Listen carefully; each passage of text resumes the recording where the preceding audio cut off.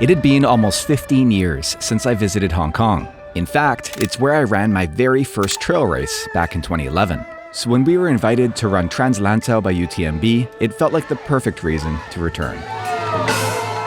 Lantau Island is known for its steep climbs, its lush forests, and coastal views. A wild contrast to the dense city just across the water. Really beautiful up here. Audrey signed up for the 100K, and I opted for the 50K. But we weren't quite prepared for just how hot and humid it would be, not to mention all the stairs. That heat just hit me like a ton of bricks.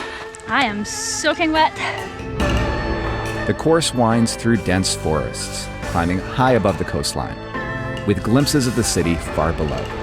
A lush and rugged landscape, hiding in plain sight.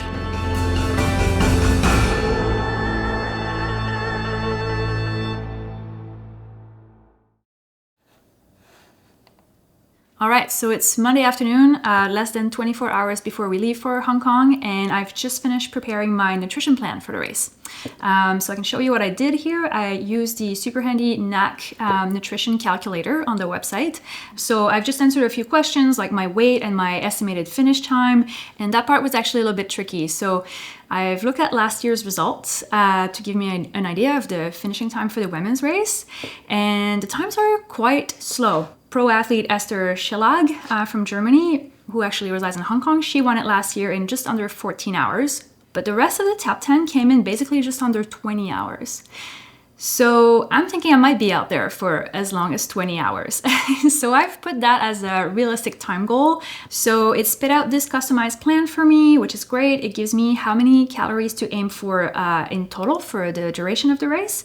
But it also breaks it down into like in between checkpoints. So I can have, for example, a bar, a gel, and a waffle at each of the checkpoints along with the NAC drink mix. And all of that is, of course, interchangeable. So it gives you like how many calories to bring for each section, basically.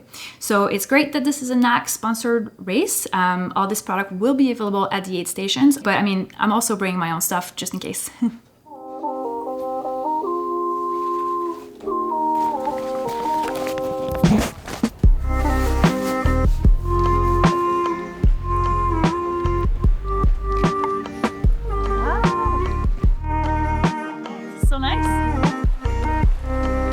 Okay, so it's Thursday morning. We arrived here on Lantau Island last night, which is where the international airport is, and then headed to our beachfront resort here. So we're gonna go for a little shakeout run here this morning and then meet up with the rest of the press team and some of the elites to take a ferry across to central Hong Kong to go for dim sum lunch, followed by the press conference. Just off the coast of Hong Kong's dense urban core, Lantau is the region's largest island. It's home to the international airport and Hong Kong Disneyland. But beyond that, the landscape quickly shifts to steep mountains, quiet beaches, and rugged trails.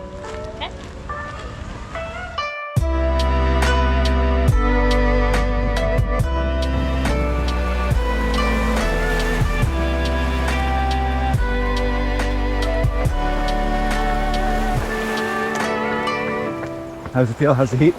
Yeah, actually it's nice in the shade, but as soon as the sun hits, it's pretty intense.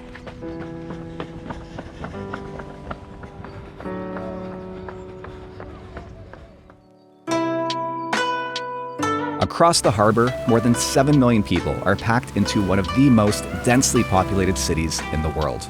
A stark contrast to those wild open spaces just a ferry ride away.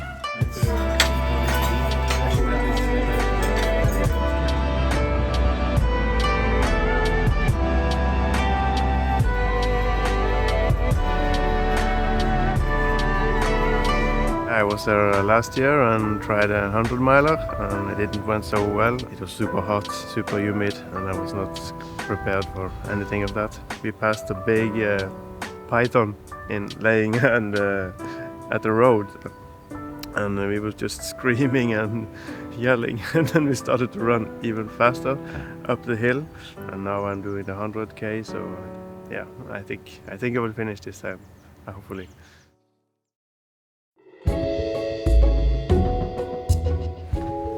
Alright, so it's the day before the race. It's 2 o'clock, so the expo just opened. We're gonna go get in line, get our bibs, get all checked in, and then walk around the expo a little bit.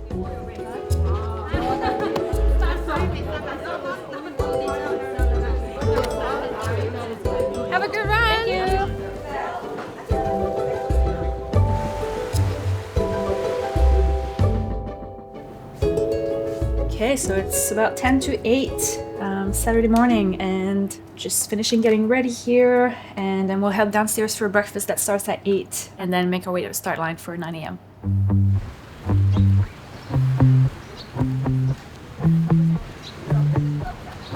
Okay, so I just dropped off my drop bag for the halfway point aid station.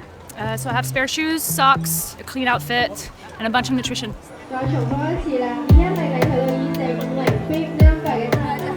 Okay, have fun. Thank you.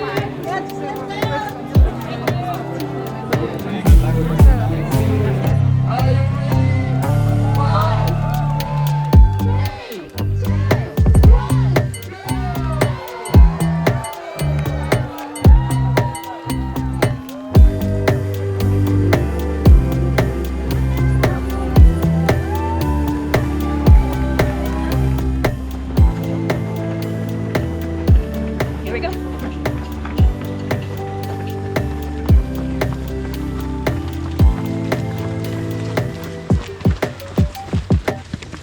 Probably first of a few bottlenecks here this morning. So they separated the start into different waves. I was in the first wave. The next one is 15 minutes later, but I mean, it still feels pretty congested here on this first climb.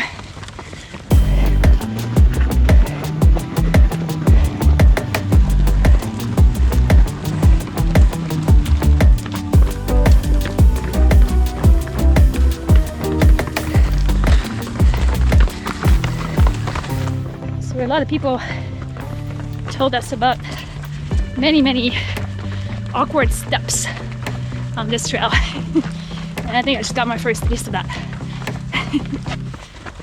Okay, so Audrey's off in the 100K right as some showers started. They're just tapering off now, but hey, it could be worse. The forecast was originally for something like 40 to 50 millimeters of rain, and I think now we're only expecting maybe 2 to 4. So I've now got an hour before the start of my race, so I'm just gonna go leave my camera back at the hotel, grab my pack, and then head back to the start line.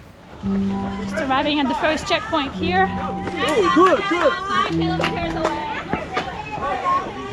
All right, so that first aid station was a little bit chaotic as expected, but I just topped up both of my water bottles, and since then we've just basically been climbing. I think I'm about to pop up now at about 900 meters or so.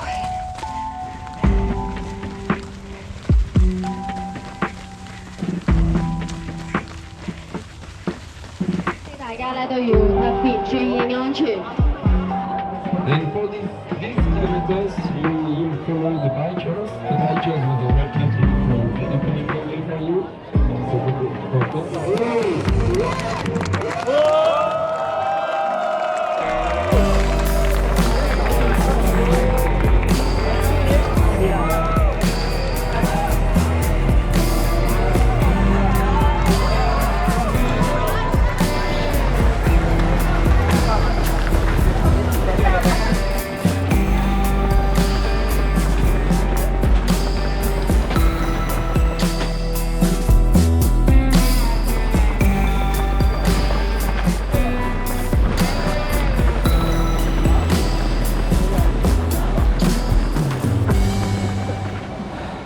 The bottleneck.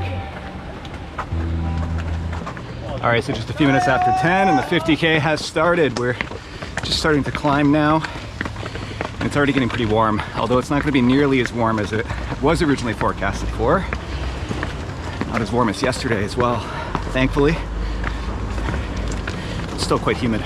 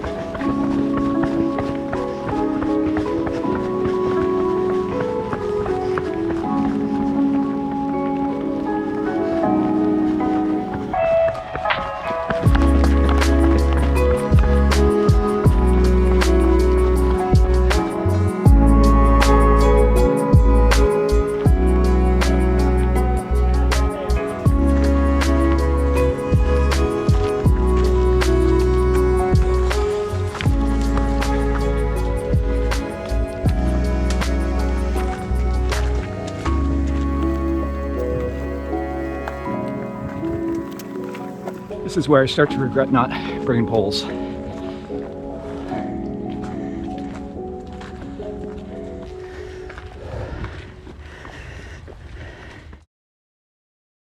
The 50K course starts on the eastern side of Lantau Island, climbing up and over the central mountains while covering around 2,800 meters of elevation gain, with a mix of steep technical climbs and some faster and more runnable sections in between.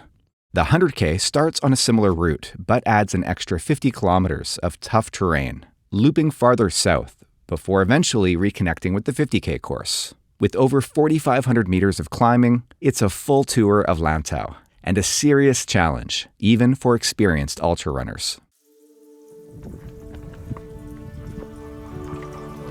The last and only time I visited Hong Kong was in 2011, just after running my second road marathon. I figured I'd look for a shorter race to do while I was here, and ended up stumbling onto a local trail series called King of the Hills. That race was my first real introduction to trail running, and the rest, as they say, is history.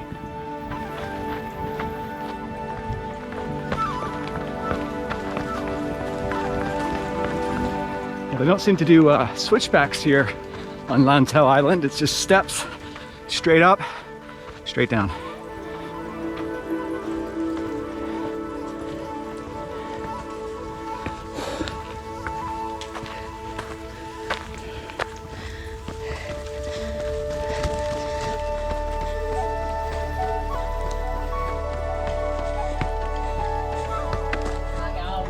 All right, that was the second aid station.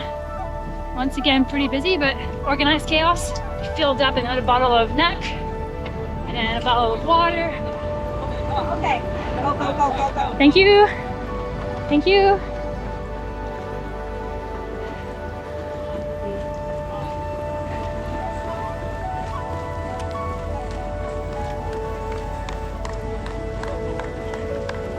Thank you.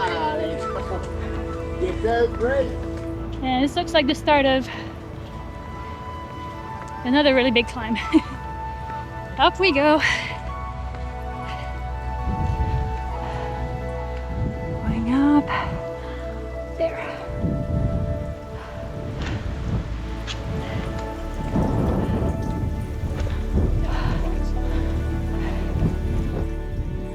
It's really beautiful up here. That was a tough climb. With some really strong wind. And apparently there's a typhoon nearby. Hi, nice work. This is just far enough that it won't really hit us, but it does mean that we're expecting a really windy day. So now we go down for a while to the next checkpoint, aid station number 3.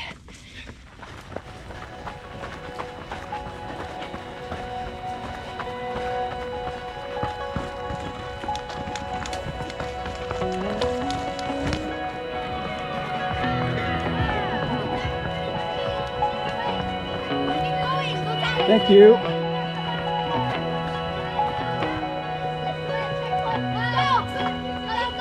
Thank you. Okay, through that first checkpoint at about 10 kilometers, I refilled my 2 bottles with some NAC energy drink that they had there. Had a little bit of Coke and some water.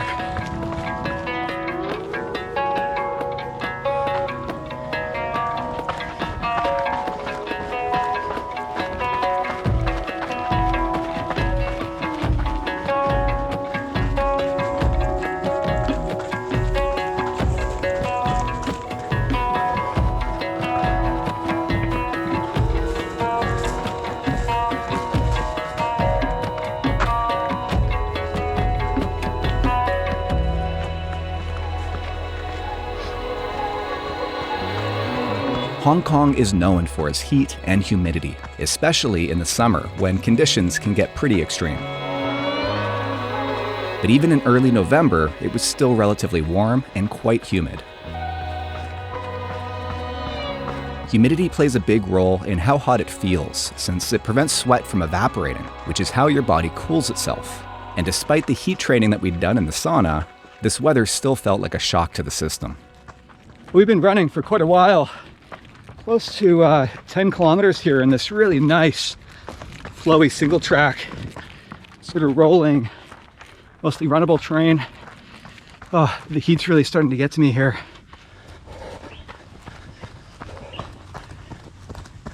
Hey, my name's Danny. Yeah. I'm happy to see you, Jeff. I got your video. I watched it a few times. Yeah. So it made me successful to finish it last year. So you finished UTMB? Yeah. Yeah, congratulations. Yeah, give me a lot of motivation. Yeah. Enjoy the view. Yeah, beautiful so far. Yeah, see ya. Okay, see you. Thanks for saying hi. Yeah.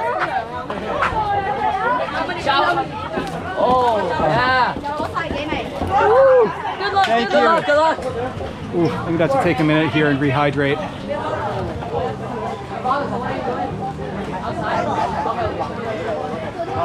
Frozen pineapple. Good.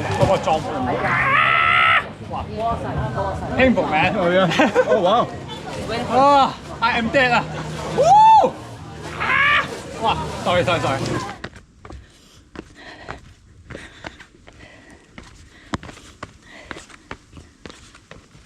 Oh my god.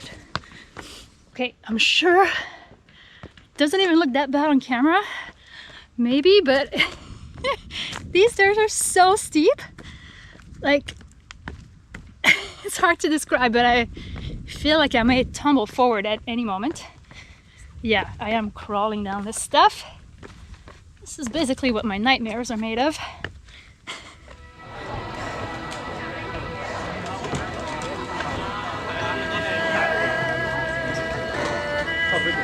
Four hours and 20 minutes in. Yeah, it's quite hot. I have to drink a lot of liquids there. Should be good for the next little stretch. This is a really cool little plaza here.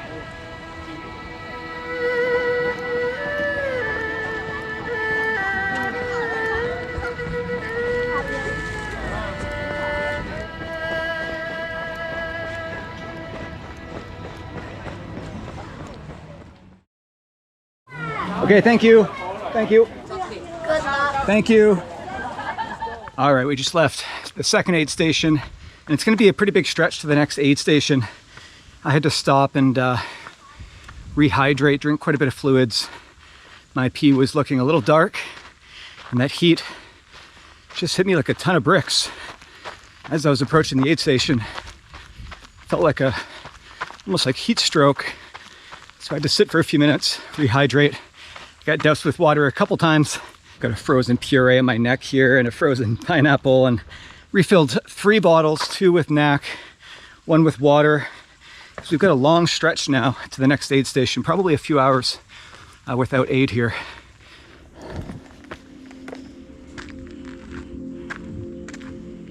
Okay, so just about 5 hours in, effectively roasting in the sun now.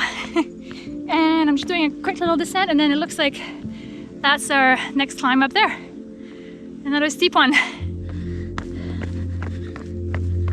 So I've been just walking for a bit here. I'm starting to feel a little bit better. Stomach's calmed down. I think I just drank too much water all at once there. And my heart rate's finally coming down here. I feel like I'm able to thermoregulate again. I think what's happened is I'm so jet lagged this week. I really haven't got more than 4 or 5 hours of sleep per night. I just haven't been able to sleep past, 3 a.m. So my body's fatigued.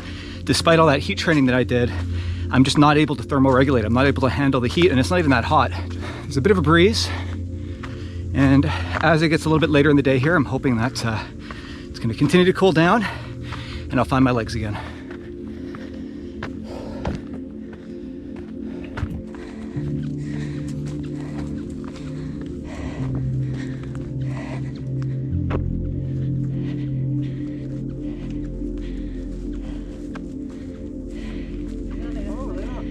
.459 meters.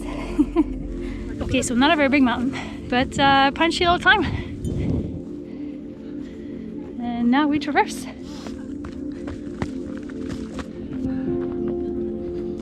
We're getting there.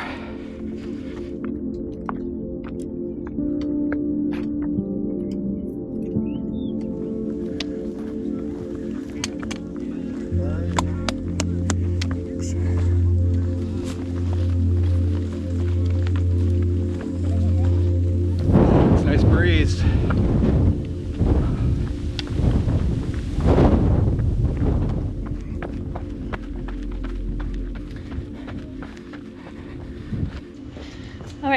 I'm just leaving aid station number 5, and now we're going all the way back up the hill. I just came down, took care of a few things there, filled up another NAC bottle and a water bottle.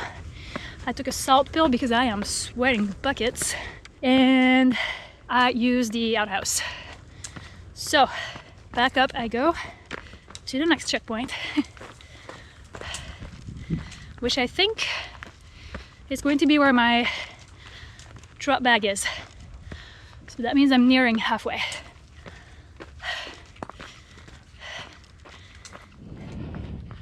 Okay, we crested the top of that big hill and had begun our descent. It's a nice breeze. It's starting to cool down, and I found my legs again. Started to pass people. Just about 21 kilometers left.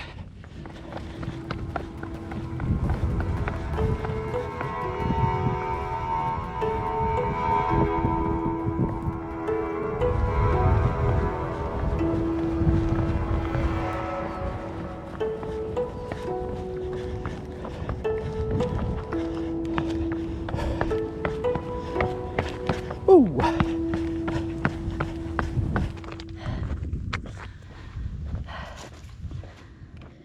You can see some runners across over there, and that's where I am going. Struggling a little bit. Things are starting to be sore. I think the heat did get to me there on that climb. Really hard to eat. I did eat half a bar, which went down okay, but slowly. I gotta keep trying to get food in. At least I have my liquid calories until it gets darker and cooler overnight. Hopefully then food goes down a little bit easier. All right, just went to the second last aid station there. Refilled my bottles with NAC energy drink mix. One with just water. Got a good stretch till the final aid station.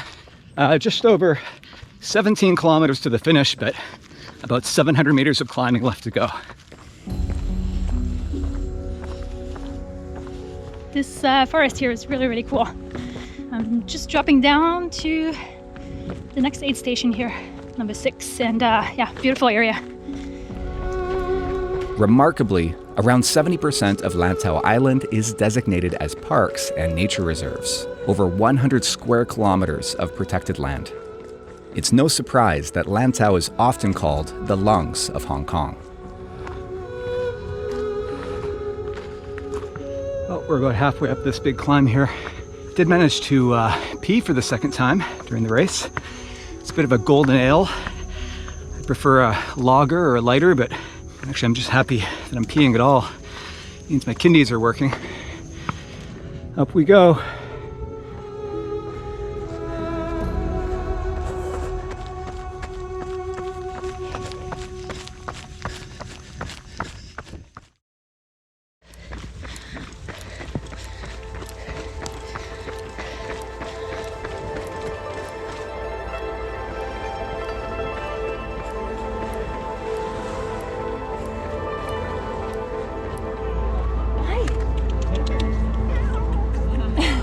That cat wanted nothing to do with me. That was a good little reset there. Spent maybe, I don't know, 8-10 minutes. Not super efficient without a crew, but a few things needed to be done. So I changed my shoes and I got clean socks without any prickly needles in them, so that's quite nice. Swapped the GoPro battery. I swapped both of my bottles. These are full of pre-filled NAC drink mix. And I replenished all of my nutrition, so new gels, new bars. But yeah, the sun is starting to set and it's already feeling much cooler. I've got my headlamp handy, ready to go in the next hour or so here when it gets dark. So here we go, second part of the race.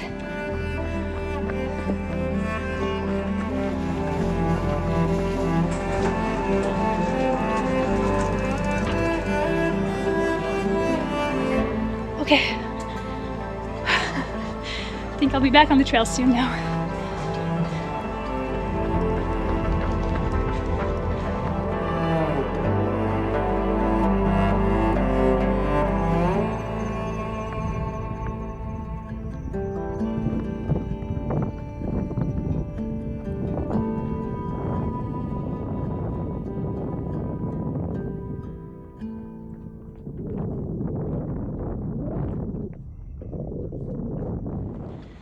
Okay, it is officially headlamp time. It's just after 6 p.m.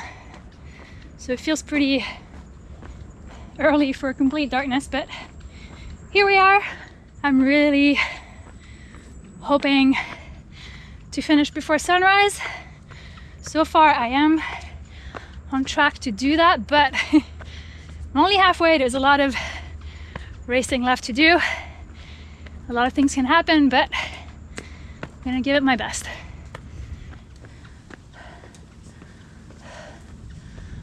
See all the headlamps coming off the summit over there. It's pretty cool. Last aid station. Through that last aid station, we got about 10 kilometers to go with one more sort of medium-sized climb, about 300 meters. Pretty uneventful couple hours there. Mostly a lot of running on a paved trail. And right now, according to my chorus, I'm about halfway up this massive climb back up to the Big Buddha. And it is still quite hot, despite being pitch black. I'm hoping it gets a little cooler tonight.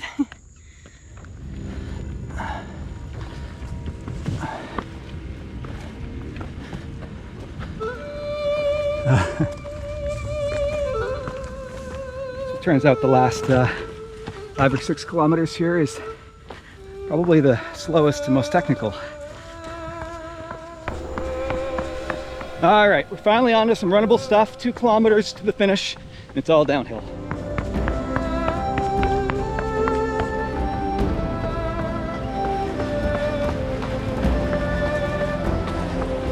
Thank you. Last 5 seconds.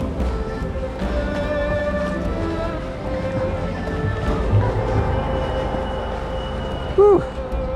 That was tough. That was tough. I may have underestimated that course.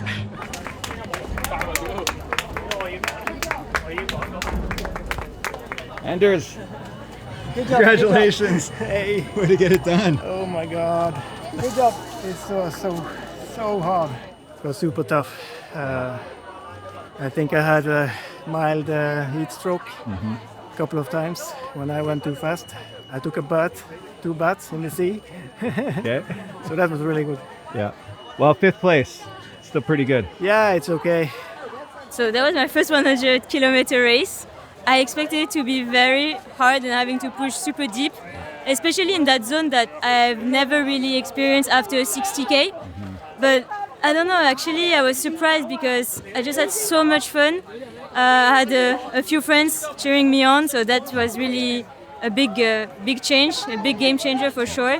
So I live and work in Singapore, which is a tiny island, very, very flat. We have one hill and it's 120 meter high. So us Singapore runners, we are a little bit challenged with the hill training, but we do have a lot of heat, so that definitely helps us when we are traveling abroad. Today I thought it was quite cold actually, so yeah, definitely helps. Coming up to, I think 64K. I've been out of water for quite a while. The last aid station was hours away, it seems like. So I am really struggling right now. So, story time. That was aid station 8 back there. I mostly just refilled my liquids. I chugged an entire bottle. And then I was looking for food. This lady said they had dry mango because I was asking for fruit. So I was like, okay, I'll have some dry mango. Take one piece out of the package and it's like slimy. So I'm like, oh, maybe it's actually hydrated mango, which is even better. But I took one bite and it tasted like cat food. And I checked the packaging and sure enough, it says chicken. He gave me chicken instead of dry mango. And turns out they were out of dry mango packages anyway. So that's that. Oh. I've just passed the very last aid station about 20 minutes ago. It's gotten quite miserable out here. It's raining pretty hard, it's windy. I am soaking wet. but gonna get it done. I think I've got 10K to go, maybe a little less. So my next update will be from the finish line, hopefully.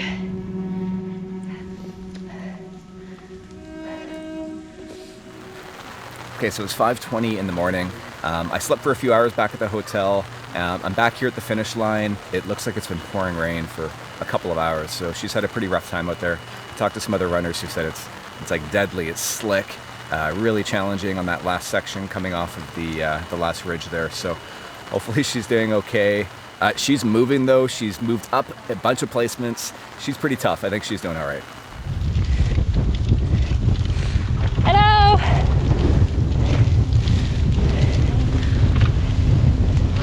Woo! Turns out I had that completely wrong. That section took me 2.5 hours. There was one more checkpoint that I just passed back there. And now it looks like I still have 6K to go with a fair amount of climbing and then a massive descent. So I am heartbroken because I thought I would be done by now or very close. Yeah, I probably have another hour to go, minimum. Damn it.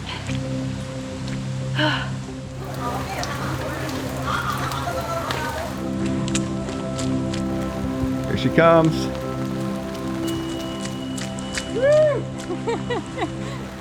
Way to go, way to get it done.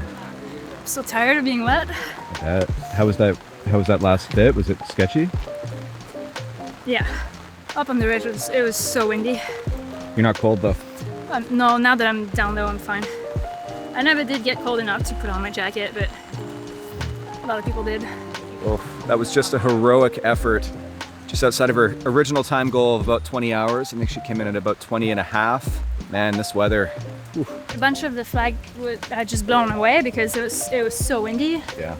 And yeah, it was super foggy. We couldn't see anything. And I was relying basically just on my watch. Got us there, but it was quite sketch, honestly.